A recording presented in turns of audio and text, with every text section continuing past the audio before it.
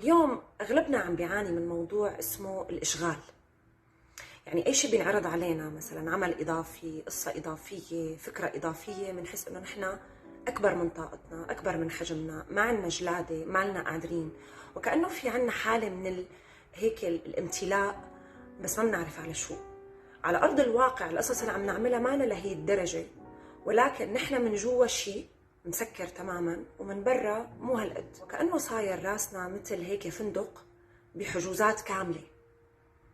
عنا ضيوف، عنا نزلاء كتير، صار ضروري نعمل هيك مثل مراجعة أو تشيك لهو الناس، لهي الحجوزات، لهي الأفكار، لهي المساحات المشغولة براسنا. تعرفوا لهي إلغي رحلتي، في شيء لازم نلغي رحلته بقى معنا وإقامته براسنا، مثل الحالة اللي بنعملها مع الموبايل وقت اللي بتفلل الذاكرة لحتى يتحسن أداء الموبايل.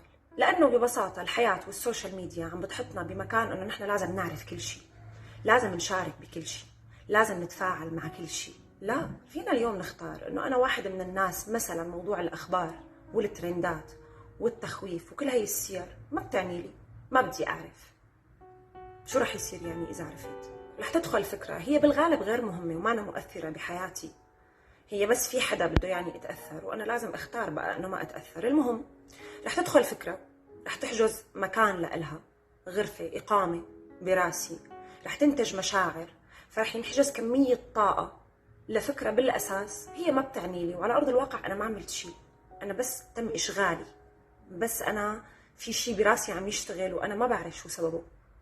فلازم نقول ستوب لكمية الأخبار والمعلومات يلي نحن عم نتعرض لها، مو بس من السوشيال ميديا والأخبار، حتى أي شخص بحياتنا، أصدقاء، رفقات، عالم، اللي هي حريصة دائما أنه تشغلنا. ضروري كمان نقول ستوب، ضروري نفضي مساحات ونركز على شيء أساسي ومهم بحياتنا، نسترجع حالنا من كل هذا التشتت. كانوا يقولوا لك اعرف أكثر، اليوم كل ما عرفت أقل أفضل، كل ما قللت تعرضك لمعلومات أكثر أفضل. اعراف أقل وركز أكثر بشي بيعنيك أنت، بيعمل الفرق بحياتك. غير هيك كون كتير جريء وواثق ومختار إنه ما بدي أعرف، ما بيعني لي ولا بيهمني.